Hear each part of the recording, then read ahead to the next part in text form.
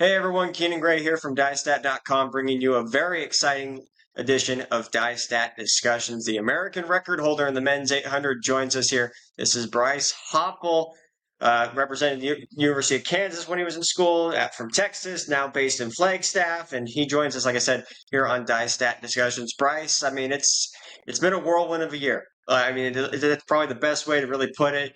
Tell us where your mindset is right now, just kind of with everything just kind of settling down, especially after Paris.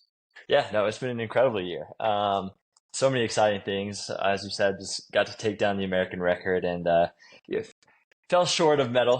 Got fourth, which it stings and it definitely stung in the moment. But I couldn't be more excited with just how this whole year played out. I mean, we got to get that world title indoors and kind of kept the momentum rolling and kind of dominated on the domestic circuit, and then got out and did everything I could at the Olympics. And so it's been exciting. I think a lot of hard work and some new change-ups have been done this year, and it really showed, and couldn't be more happy with it. It's been a fun year for sure.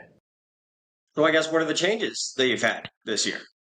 Yeah, so I went to school at University of Kansas and been there for like 7 years, training under Michael Whittlesey and the whole staff there. But I mean, I'm still being coached by Michael Whittlesey, but decided to take a little bit of a gamble, come train up here in Flagstaff at altitude, and train with Hobbs Kessler and some of the very nice track club guys. And it's been fun. I think the change and just the excitement of it all and training along with some other incredible pros has helped me make the big leap. And yeah, no, it's definitely been special, and we definitely have a good group of guys, a good culture, because I mean, Hobbs has been running phenomenal as well. Yeah. So it's Hobbs, yourself. Who else is within that group? So we had Mason Ferlic, Morgan Beatlescombe, and then Nathan Meslinik. Hard to say his last name. But yeah, that was like the core group that we had here in Flag, and I mean, it was just cool. It felt like we're at just a little camp here, having a good time in the house, and yeah, it was fun. It made the whole year fun. So Kind of feel like a little fraternity, a little. a little bit. Yeah, we all, in a good way though. We all held each other accountable, kept that fire, and I think for me it's just a huge change, because not that like the collegiate system doesn't work at the professional stage, but it's different. It's different when you train with other professionals and they have these same goals and also going to the Olympics, and it holds you more accountable in a way. So what really led to that decision to make that jump? I think the big thing was like, I think I was getting a little stagnant at KU. I think it was more on the personal side of things. I think training and everything and like the physicality has always been there with Coach Wynn. He does phenomenal things, and we're still doing phenomenal things together. But I think just more on like the personal side, I just like wasn't happy with where I was, and in Lawrence, and in the summer it can kind of get a little bit slow, and so I was ready to change it up, get around other guys with the same lifestyle, and a lot of Fortnite being played, a lot of video games, and just I don't know, we kept it fun and exciting here in Flag, and so I think having that passion, excitement for the sport again was a big factor. Who's the best Fortnite player of all you guys? Definitely me. I mean, I don't want to take the credit, but so Hobbs has never touched a controller leading up to this year, and so it was a bit of a learning phase to get him up to speed. But no, Nate carried the team as well, and is using me and Nate carrying Hobbs, or Mason got him going with the sticks too. Do they not have video games in Michigan? I don't know. That guy spent all his time climbing walls or something. He's always climbing everything he just get his hands on. So who knows what they're doing up there? So when was the initial move to Flagstaff?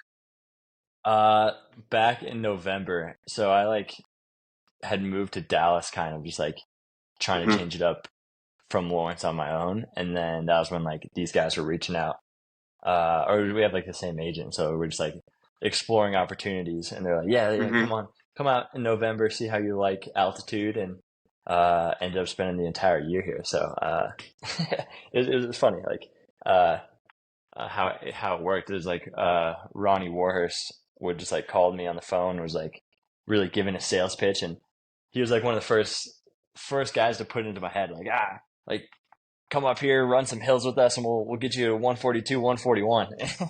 And yeah, looking back is at the time when he was saying that, it's like, sure, like sure, I'll run 142 this year, 141. That will I've been struggling running 143s in the past years, and so it's it's been interesting how it all played out. But I got to give credit to Ronnie for him and being one of the first to speak it into existence and having that faith in me for sure.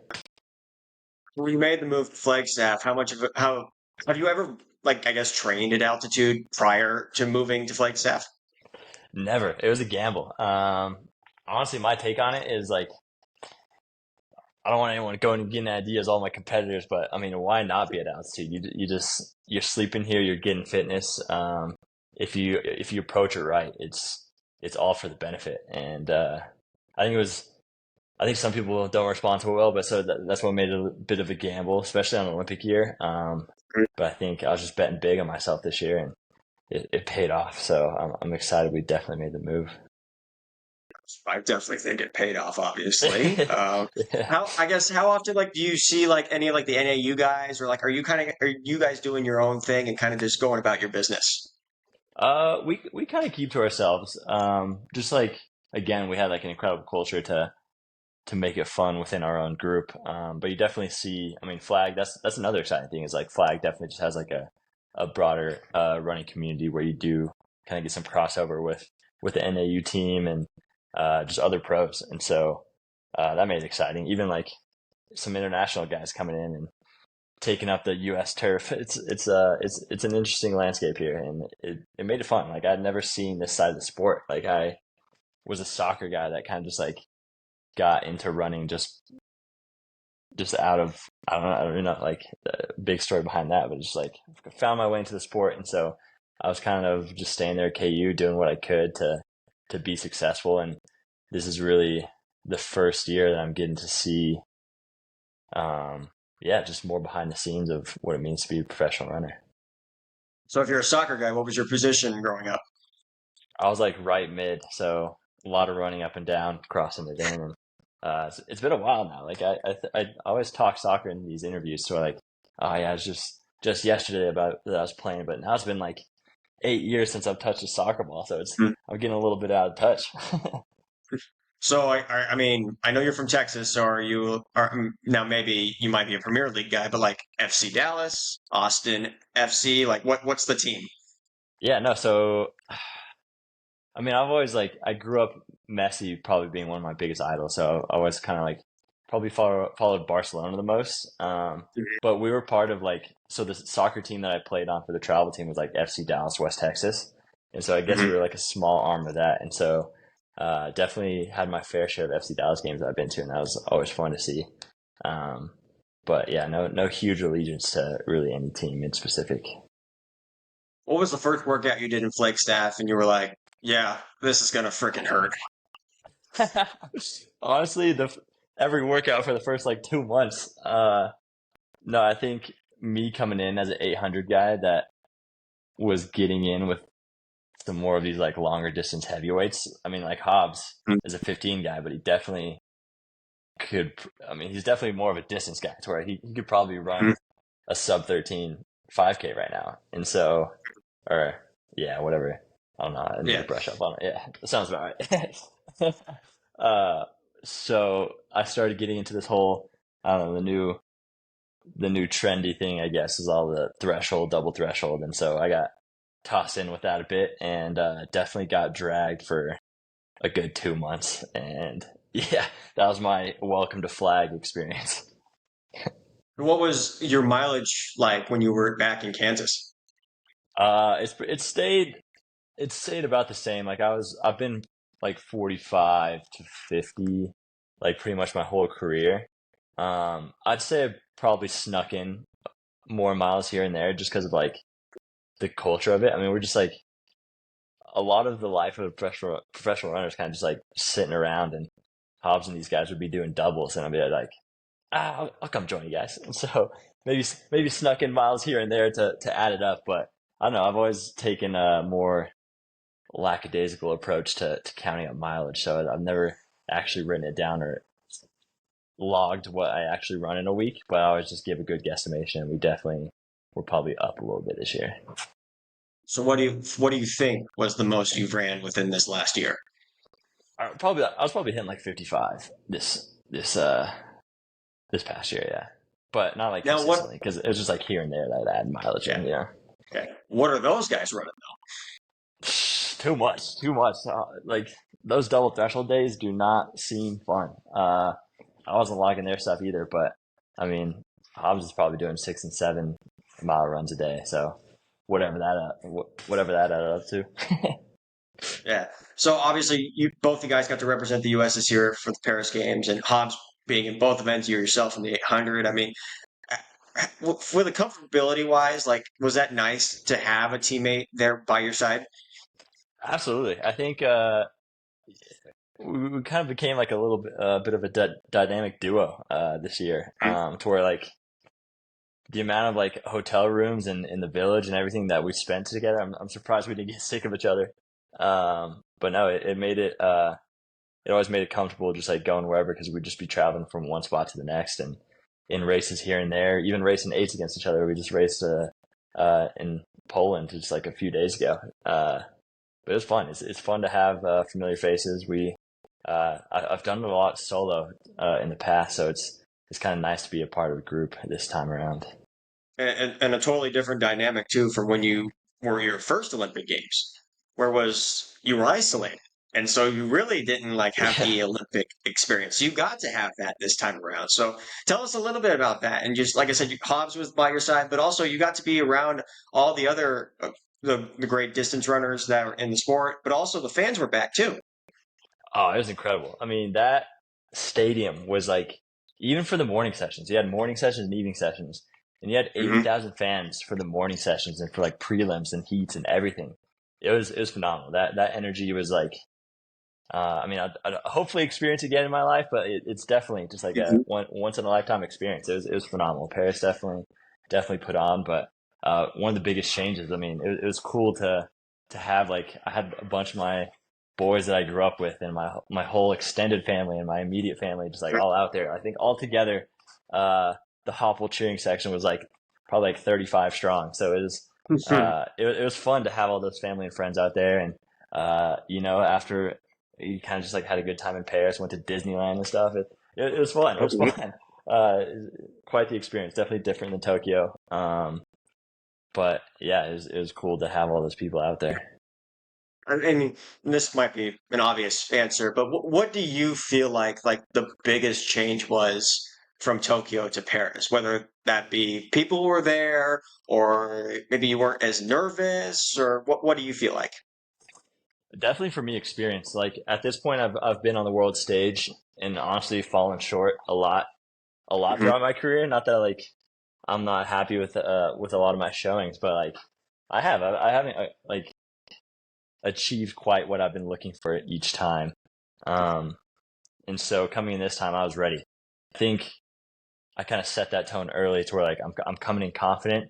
Uh, I was confident on the domestic stage, like doing indoor U.S. champs, and then going into world champs. I'm like, I can win. Like, especially like yeah, indoors. Like that's kind of my thing now. To where it's like, all right, I want to be next year. I want to be indoor world defending champion and stuff like that. And so that confidence and the strength behind it from training here at Flag was definitely the biggest changer. To where now coming into the Olympics, I'm like, all right, I'm gonna be disappointed with anything less than a medal, which ended up being the case. But we're in 141, the fastest time ever not to get a medal.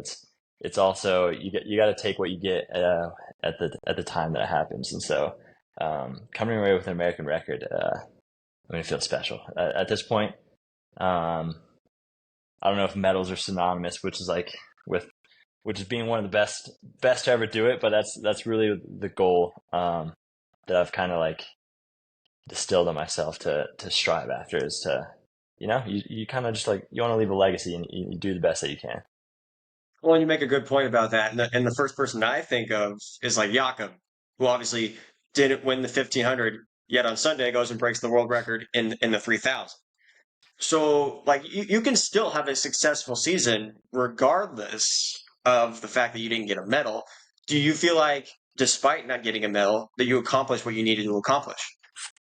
Absolutely. I mean, I went out there and I did give everything that I had. And it's crazy that like, I mean, you tell me last year that I'd be running even 142. I would have been like, that's absolutely phenomenal. I'll take that over anything. And so, you have these, just like dream in mind though of being on that podium and having like a medal around your neck that it's like if you don't achieve that it's a little bit crushing, but at the same time yeah you also have all these goals to where like I mean being an American record holder it's like man like I would have never thought I would achieve that, and so it's it's definitely surreal, and I'm still trying to like figure out all the emotions of it for sure. Well, let's take a step back and kind of backtrack a little bit to like Glasgow. When you won the world indoor title, was that a pretty good indication? It's like, all right, I know where my fitness is going to be at. Like it's obviously like 144 for indoors, very, very good. Mm. But I definitely can see myself doing something greater in the outdoor season. Absolutely.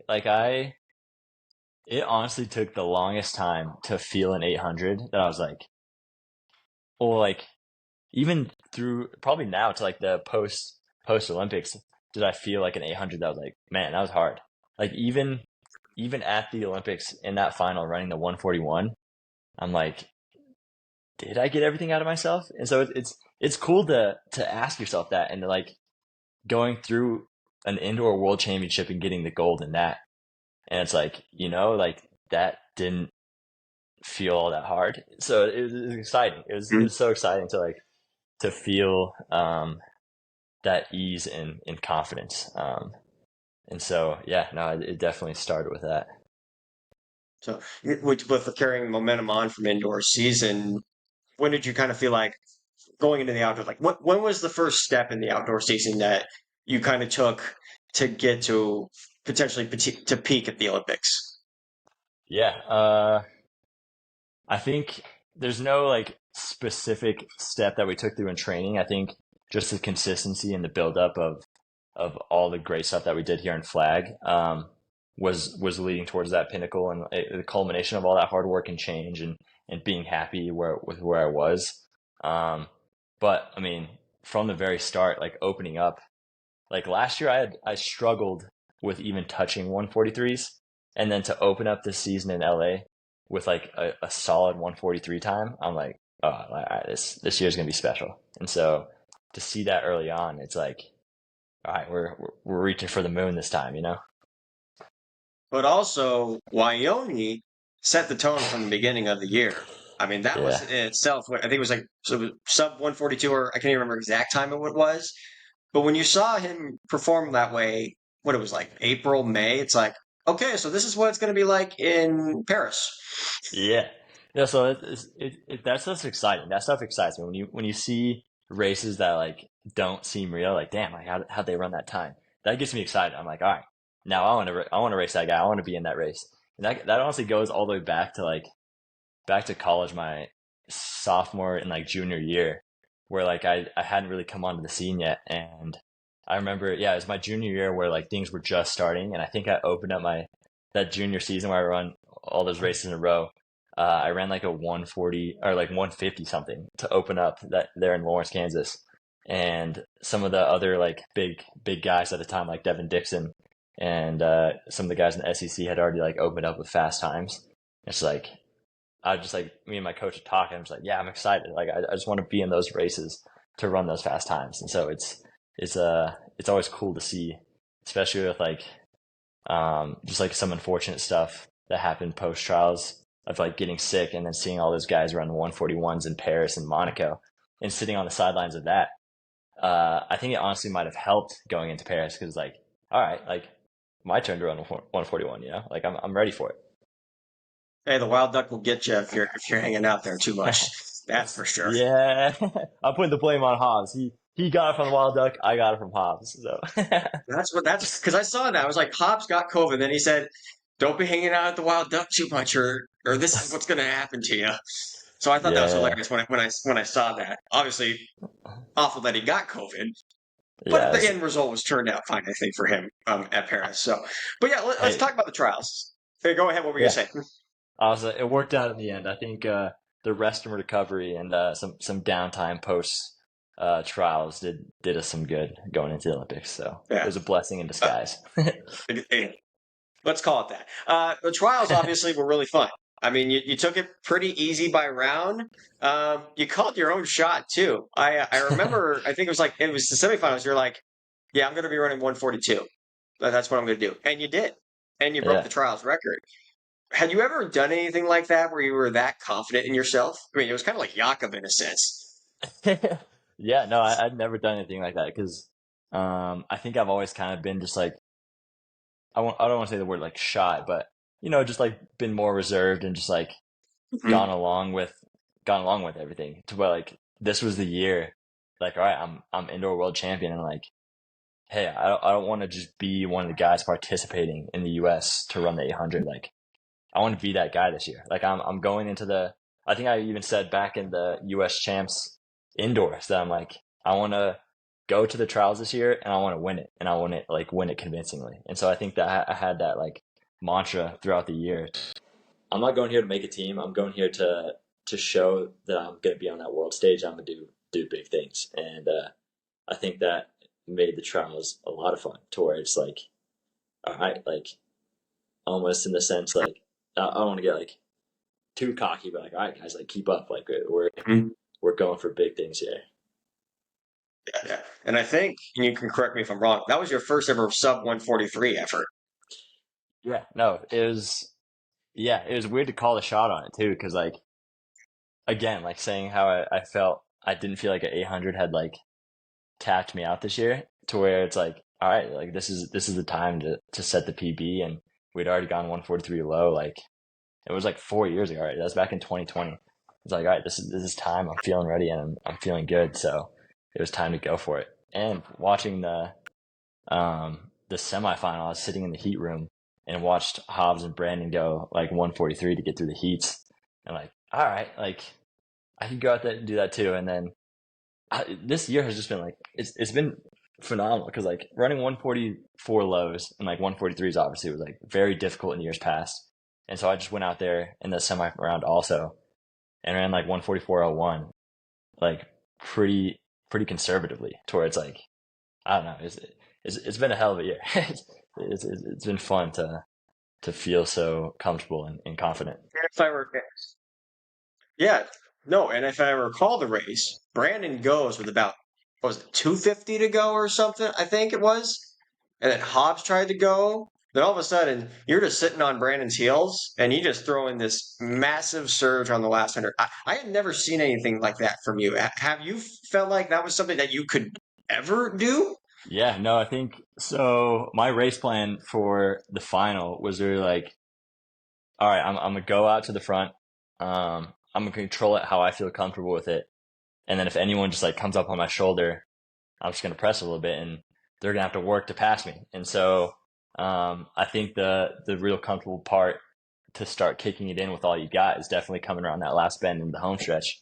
And so that was kind of what I had in mind to just like, all right, we're gonna get to that point and then and give it what we got left. But obviously, Brandon kind of made that press to pass me after like the 300, and I was like, all right, I'm just gonna give him what he needs until he gives up to pass, and then yeah, kick it in for the home stretch, and worked out beautifully, and yeah, resulted in 142, which is pretty sweet. You kept running when you crossed the finish line. Yeah, Like it seemed like you just wanted to keep going. yeah, no, it's that's what I'm saying. Like I think being in flag and like being at the altitude, just like I have, I want to hear the questions of being in the 1500, but we've got to the point to where I'm Mhm. comfortable and the strength is well beyond what it needs to be in the eight, to where it's like I think um, like championship season is 3 rounds to where you got to be strong enough to progress as you go in through those rounds, and so that was our goal of being able to crush that rather than just like one 800 meters specifically. And so yeah, no, you got to have reserved energy for sure, and even in the trials, like I didn't feel like I needed to tap out to get the job done. So it was exciting going into the Olympics from there too. Did I just hear you say you want to do a 1500 Said again? I don't want to hear it. Well, I think we Are you we sure?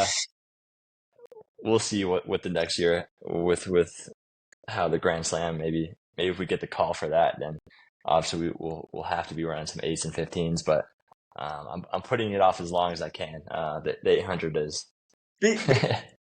Yes, you got a PR 342, but don't you want to know if you can get in the mid 330s? I mean, I definitely could this year. Like, I'll probably estimate I feel like you go like 335 or 334.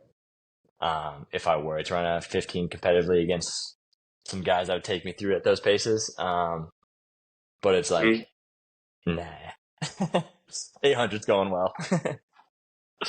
Yeah. If the race went out conservatively, and let's just say Hobbs was in the mix, can you outkick him? Oh, yeah. I mean, if it comes down to foot speed and like kicking it to the finish line, I think any 1500 guy would definitely have trouble keeping up. So yeah. I think Cole would have another say in that. I mean, that his foot speed is pretty That's good true. too. Maybe someone go look at the closing speeds for they close pretty damn fast in those 15. So I'd be interested to see like last hundreds and last 200s for what Cole's closing and stuff. But yeah. Yeah. No, for sure. I mean, it definitely was fast because it seemed like everybody was just reeling in Jakob in that last 200 meters or so. Yeah. But for you, for Paris, like how were the rounds? Did you feel like starting from first and then the semifinals leading up to that final? So, wait, sorry, ask that again. Well, I was just saying, like, how were the rounds for you at Paris? Did you feel like was it a little bit, like I said, comfortable for you going just through the rounds right before like Tokyo and like Yeah, Tokyo? no, it was really comfortable. Like going in the prelims was like I'd say prelims was definitely comfortable towards like, all right, I'm the best one in this heat, and we're just gonna get the job done. Whatever you need to do, we'll have the rest day after. And so didn't take too much, and so we got that done, got that out of the way, and then semis is the one that's really the nerve wracking one, because like top two, you don't know what's gonna happen, and then you get some tough heats. Like I had Wayne Yoni in my heat, and some like other guys that have gone 142 already that had run faster times than me that year. And so it was a little nerve wracking. But again, like looking back at last year, it's like, it's incredible that I was able to just like get a 143. I think it was like 143.4 in that semi round, and then come back the next day and go 141. Like, I don't even know like how this year played out. Like it's been incredible. And again, a testament to that strength that we built up. To be able to do that. So after the semifinal, just kind of processing. All right, I'm on to the final. I got one more job to do. What was kind of that night like for you? Just mentally preparing yourself for the final. Yeah, it was definitely just like go cocoon yourself in the bed. All right, after the race, let the nervous system kind of just like reset, rest, and then it was a nervous next day. You just like I was like kind of just keeping it to myself, like making sure I didn't do anything out of the ordinary. Just stay cool, calm, and collected, and hit the recovery boots. We hit ice bath the night after the semi, and just doing everything you can to get the legs ready. And there's not much you can do. It's just like, all right, you're gonna have to do whatever you've got the next day. And so, it was I'd say there's more excitement. I think the excitement like took over towards like, all right, we're in the final. Now you just get to go see what you got. Yeah. Mm-hmm. Were you more excited or more nervous for like that World Indoor Final, or was this feeling a little bit different in the Paris? Definitely a little more nerve wracking for Paris, because it's like, all right, it's the Olympics and you won't get another shot at the Olympic medal for 4 years. But at the same time, it's like more exciting. So it like kind of cancels each other out. Mm-hmm. So let's break down this final. I mean, we're talking about guys like Wanyoni, A-Rob, Sajati, Tual, yourself. arguably the greatest field probably ever assembled in the 800. Getting out on the start line. First of all, the introduction to stuff. Going out to the crowd. How'd you feel just getting out to the start line? Man, it was tough. Like, I honestly have blurred memory of coming out of the introductions, because you have this insane moment ahead of you to where it's all right, just give me on that start line so I can just black out and run, but yeah, it was pretty scary. Honestly, that was probably one of the most scared that I've been coming out to a race. But yeah, no, it was, and then the crowd was deafening when Tuol comes out, with the French home crowd, and it was cool. It was cool, but just trying to stay focused and was the hardest part for sure. So the gun goes off. Everybody's taking off.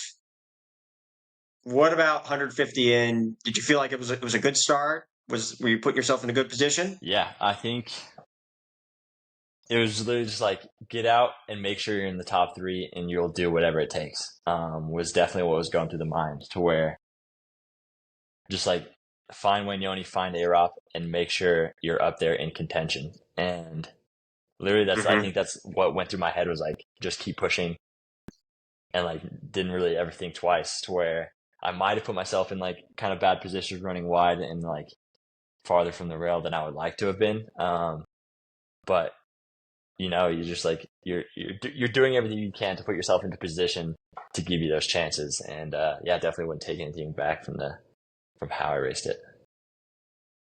Yeah. Well, in the first lap, Sajati and Arop were behind you at the bell. I mean, you guys, Wanyoni led through at about 50.3. You were at 50.5. Because in the last couple of races, you've been doing 49s. Yeah. Did 50.5 feel like, all right, I'm in a good position right now? I feel great right now. Yeah, no, it felt comfortable like that. I think through the whole race, it was comfortable, to where it's weird that you don't, at no point in that race was oh, this is a 141 race. It's just another day running the 800, to where I'm trying to make the best moves. And maybe subconsciously, I started to feel it, obviously coming down the home stretch, where it's oh man, I literally could not give anything else into the legs, that even if I wanted to, which is the scariest feeling ever.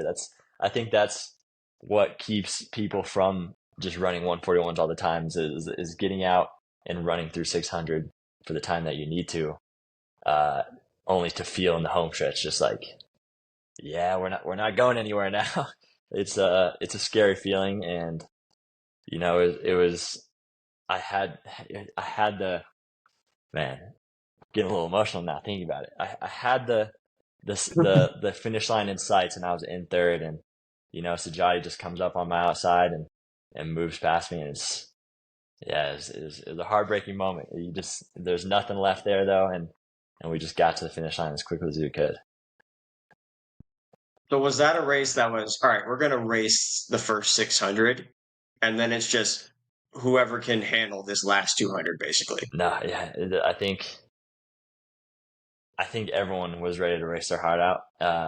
And that's certainly what it felt like. People making their moves 300 out, and we'd already, yeah, no, it's crazy. I'm this is the first time of me really kind of envisioning and thinking through the race. So it's tough. But yeah, no, no one was holding back. That's for sure. Well, and like I said, yes, it is tough to talk about it, and obviously visualize it, but it shows you where your capabilities are at. You've taken the 800 now to a whole new level in the American. I mean, obviously, Donavan Brazier was the standard for such a long time, and for a while, like you said, you couldn't even get under 143. So now to set the new standard at 141.67, which I don't know when that's going to get broken again. I hope it's broken by you. What does that say? Kind of just where you want U.S. middle distance running to be at right now? Oh, it's incredibly exciting, to where yeah, for the longest time, Brazier was that standard. I was always chasing after those things that he accomplished and those times that he had run. And now that I've set that, it's cool to be leading the way.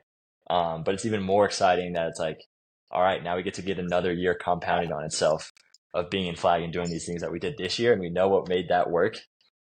To where it's like, and you have guys like Wayne Yoni and Marco running how they're running, and it's like, I would have never thought in my career that we'd have shot at like Rudisha's world record. And so I think that's going to be the most exciting thing coming into the 2025 season is like, I think you should expect a world record to go down out of some of those guys. And I wouldn't be too surprised at myself if like we set that American time to like maybe in the 140s. I'm confident going in, and it's been cool to touch these times, and I think that's been the coolest thing about this year is to touch these 141 times and it not feel like it's like a fairy tale time. It's like, oh, this is doable. To where it's like, for my whole career and all the time that I've been in track, like David Rudisha's world record and people that have run 141 just seemed impossible. Like it seemed impossible, and to be able to get into that and like knowing that it's doable is definitely it's cool. It's exciting, and I can't. Yeah. Well, the matter of fact is like, Well, the matter of fact, and like you said, it's kind of emotional thinking about it too. Like, I mean, it's a lot to process, that the fact that everybody is getting so much faster as the years go by. I mean, especially a guy like Wyoming who is still running in the 141s after the Paris games. Like Paris, you guys should be peaking and be like, yeah, that's it. Let's call it good for the year. We don't need to do more racing. But the matter of fact is, it seems like strength is now becoming a big part of the 800. Is that a fair assessment? Yeah, no, definitely. Like it's crazy that Wayne Yoni has been running. I mean, he's ran faster than he has in Paris in these post races now. So it's it's cool to see. I don't even know. Like, I haven't even like taken the time to like assess what just happened this year in the 800 or like to put together my thoughts on it. So it's all developing even now. Still, like we still have the Diamond League final to come up. So who even knows what happens there? And so it's like I'm just going along with it. I'm like, all right, put me in every race and let's chase after these times. Yeah, I mean, you look back at your time when you were at Kansas. Is this something you would have imagined so many years later? Honestly, I think if you asked me that question last year, I would have said like Rudisha's world record is not getting touched in our lifetime. Like again, like 140 just seemed so unreal. It's just it's so weird to like, it's weird to see that change. Where, it's been phenomenal and a dream come true to be to how it's going. Like my career it almost feels like it's just beginning now again. It's like, all right, like let's go to this new stage and chase after these new goals. Tokyo obviously is the next big world championship, obviously next year in 2025. I mean, it begs the question, like, 140, like that's the conversation. Like, let's try to get that time. But when does 139 become a topic of conversation? Like, I'm serious. Like, I mean, yes, I know 2 seconds is a lot, but like, when does the sub 140 conversation start happening? Oh, yeah. See, again, like, okay. So that the feeling that I have now with like thinking 139, it sounds unreal. And so you never want to put a limit on yourself, because just last year, these times sounded unreal. And so like I'm not gonna be the one to say no, it's not gonna happen. So it's cool to start talking like that, that speculation of who knows, maybe the first person to get 139 is already racing. So it'll be cool to see what these next few years hold. Yeah, I mean, that would also have to you probably have to run 48 seconds for your first 400, which means that's a solid high school 400 boys time, actually. Yeah. To put that in perspective, I mean, what's the idea when you hear let's go run a 48 for that first lap? What's the first thing you think of with that? 48 sounds like you're gonna have a tough time getting through that next lap. But honestly, a big part of the 800 is training to be comfortable with that like 49 pace. And so like as more the more and more comfortable we can get coming through that first lap and then really letting the race begin is, I would say, like what a lot of 800 meters are training for. You know, you want to be comfortable at that pace and you want to be efficient at it, to where you should have stuff left in your legs to make those race moves happen after that first lap. And definitely that big move you made. I'm not even talking about in the race. The move in November to Flagstaff has really changed your career around and has put you in the driver's seat right now in the American 800.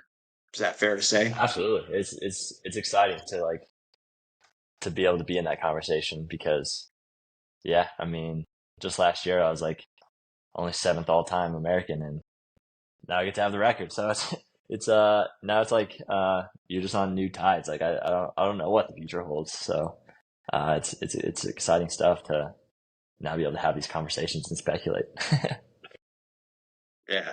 No, and obviously, like you said, you got the Diamond League final potentially just right in front of you in September. But you know, like once that Diamond League final is over with, you get a little bit of downtime. I would assume. Like, what's that going to look like for you? It's a well-deserved rest. You know, I literally have a trip to a beach, in, let's see, October, November, and December.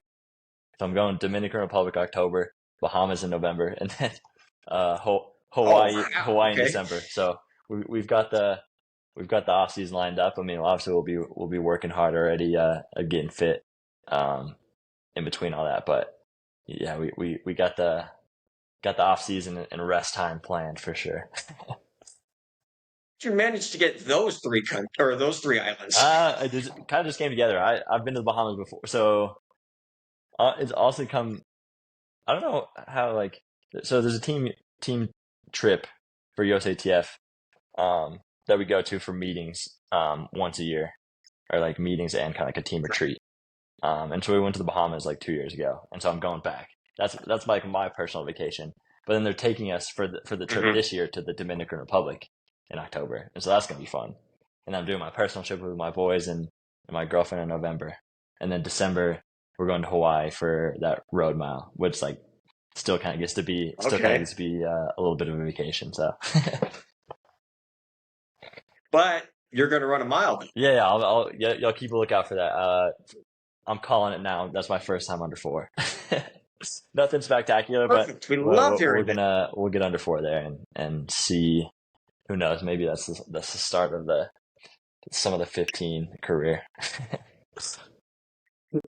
Hopefully, the humidity is not as bad either. That's the one thing I would worry about if I was in Hawaii. True. I don't know how they run the marathon there. I'm glad we're only running a mile. I think we can handle the humidity through that for the 3 minutes that we run. A couple of things I want to leave with, like, how was the whole experience? You know, just being in Paris. You know, getting to see the success of the Americans. I mean, it was 14 gold medals, 34 in total. I mean, there were so many great moments. What was arguably your favorite thing to watch? Obviously, not including yourself doing what you did in the 800. It was incredible. Like it was so hard to be one of the last races in the Olympics because I was like sitting in the village and enjoying just like watching with all my teammates and like seeing Noah get the gold in the 100 and then Rai Benjamin and then like just seeing all those guys and then Cole getting in the 15 is like, yo, like get me out on the track. Like I want to race too. And so it was phenomenal. I get to be a part of the best team in the world, and we have so many special talents and good people. Just it was quite the time getting to experience that with all of them. You can't forget about Grant or Kenneth Brooks either. If we're going to talk about distance stuff like that, those two, they came to play too. Yeah, of course. I mean, all my teammates, they did incredible. Those were just the first 3 that came to mind. But yeah, I think I started getting more focused once my event started. So I was more tunnel vision during that.